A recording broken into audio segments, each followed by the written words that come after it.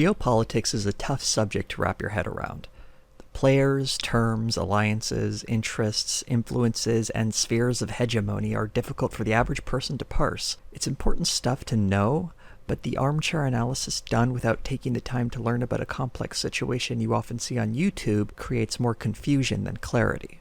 In his recent video, The Political Alchemy of the Levant, Part 2, Black Pigeon Speaks gives us what might be one of the poorest attempts at geopolitical analysis I've seen on YouTube in the last few days. But instead of just pointing out all the specific problems in his video to show you how wrong he is, I'd like to instead try to use it as a basis for understanding what a bad geopolitical analysis video looks like. As a brief refresher before we begin, this video takes a look at the chemical weapon attack on Douma, Syria on April 7th, 2018. At the time, it was held by the rebel group Jaish al-Islam, and important to the context of Black Pigeon Speaks' video is that the chemical weapon attack came on the heels of President Trump declaring that US forces would be withdrawing from Syria a few days earlier. The attack on Douma was widely attributed to the Assad regime, and was seen as a potential trigger for the Americans to attack Assad's forces, possibly toppling the regime. Anyone who may have noticed that this video is in fact a Part 2 should note that Part 1 is not about the same chemical weapon attack. Part 1 actually looks at the attack in 2017 and reaches a similar, poorly argued position. I want to focus on Part 2 because it's not only more recent, but it's actually much worse and makes much more egregious mistakes, so it's really just a better example overall. Although Part 1 is terrible too, for the record. Skepticism is a useful tool when it comes to understanding official government statements, but it's important to apply it consistently. In the case of this video, Black Pigeon Speaks offers a healthy dose of skepticism to any statement made by the United States government, which is, generally speaking, a good idea. However, he's far more credulous of any claims that come from the Russian government. However, there has been no independent verification of the SAM's report, though the US State Department believes the report is credible. The Kremlin, for one, rejects the very notion that there was a chemical attack on the city. He mistakenly dismisses the SAMS report, but that doesn't quite excuse how he ignores the fact that that one report was filed in conjunction with the Syrian activist group, the White Helmets, and there were also independent verifications from the Douma Coordination Committee and the Ghouta Medical Center, both operating within Syria. But here's where the selective skepticism really comes in. Throughout the video, Black Pigeon Speaks believes just about any claim that comes from the Russian government. Russia was already foreshadowing the recent alleged attack when it exposed that US instructors were actively training militants for a chemical provocation that would be used as a pretext for carrying out an attack on the Syrian government. Aside from the fact that this supposed attack was to happen in Daraa, not Douma, which are two different cities, the Russian government's evidence is secret, and we just have to take their word for it. I'm not exactly sure why we should trust Russia, a longtime ally of Assad, to be honest actors here. If you question one government's claims but swallow whole those of another government, you're being selective with your skepticism and trading one type of propaganda for the other.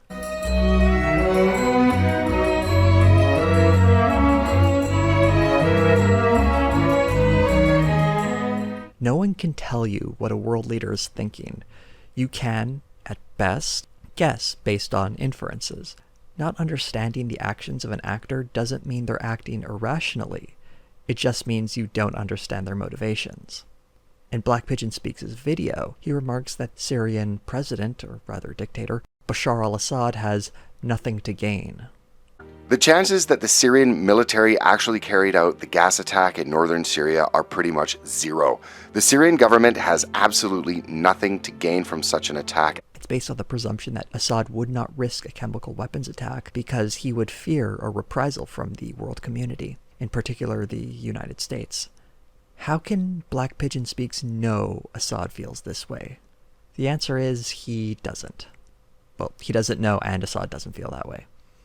First, let's answer Black Pigeon Speaks' question about what Assad would gain from a chemical weapon attack on Douma. Aside from the obvious deaths of his opponents, chemical weapons are effective tools of terror that would lead to a quicker surrender. In fact, that's what happened the next day after the chemical weapon attack was launched. If Assad was trying to force the rebels to surrender sooner, it worked. Not that I know Assad's strategy, of course. That's just an inference by a clear case of cause and effect. And the idea of Assad using chemical weapons as a tool of terror is something anyone could have read about in this article. Here's an excerpt. What these American observers don't grasp is that Assad doesn't care about them. He plays less to the West than to his internal audience.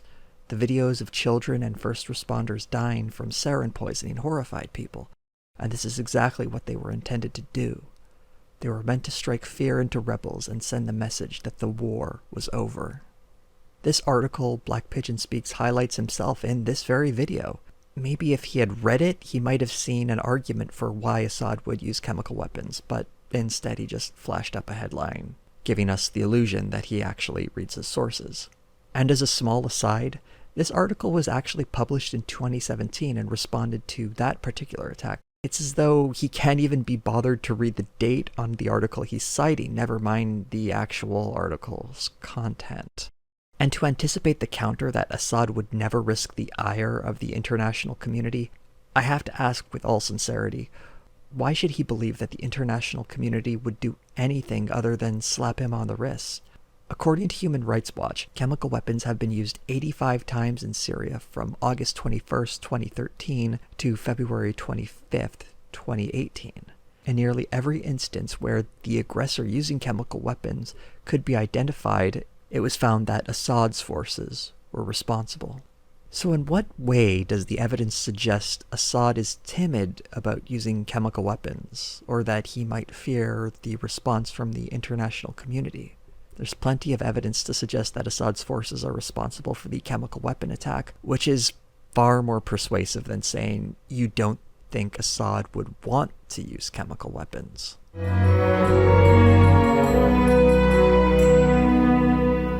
This is one of the tougher things to catch, as it requires the viewer to do some research of their own. A good rule of thumb is that if someone starts talking about anything that requires some degree of expertise, and they don't cite a reputable source, or they don't have any credentials, there's a good chance they're talking out of their ass. In this case, anytime Black Pigeon Speaks discusses chemical weapons, you can be certain he doesn't have a clue as to how they work. Here's a nice example. Many of the rebel groups supported by the US have access to chemical weapons. The country was awash with them before the war. Presumably, rebels could have gotten chemical weapons anywhere and used them. This sounds logical if you don't know how chemical weapons work.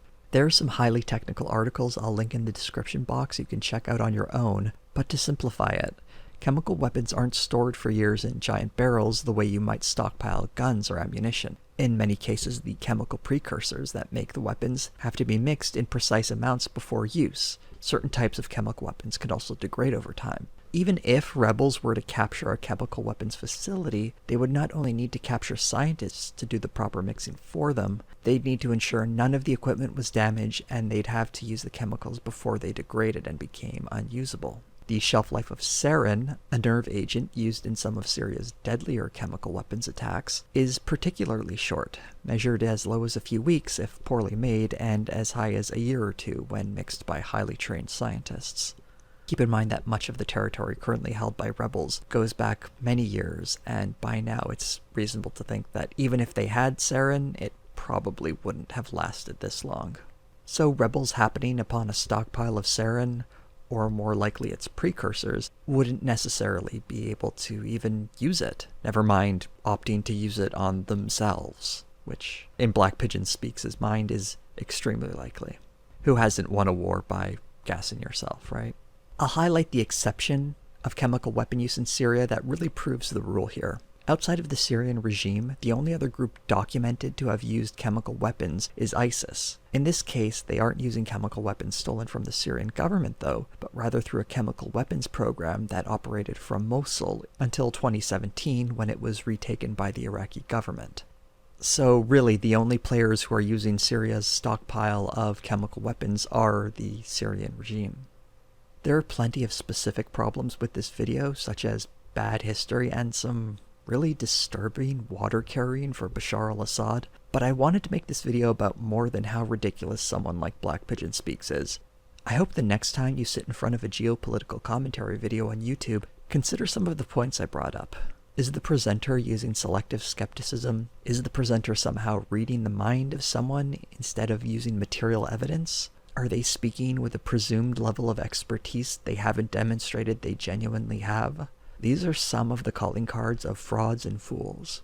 Don't let yourself be led by either. For some good examples of geopolitical analysis, I'd recommend the Caspian Report on YouTube. And if you enjoy podcasts, The World Next Week and Vox's Worldy both offer accessible world news and are published weekly. The conflict in Syria is very complicated and has a lot of players in it. Anyone who tries to analyze things and boils it down to simple sound bites of one side or the other often has an agenda or narrative they're trying to push. If you really care about this conflict, and based on the plight of the Syrian people, it's easy to understand why someone would care. It's truly heartbreaking. I implore you to take the time and the considerable effort of actually reading and studying up on this situation, listening to voices from within Syria, reading some of the history of the Assad regime, both of Bashar al-Assad and his father, Hafez al-Assad, and realize that the Syrian people have been fighting for freedom for a very long time. And they deserve our support and our encouragement. And I hope one day the Syrian people can have a government that is truly representative of them and that they can live in peace. Thanks for watching.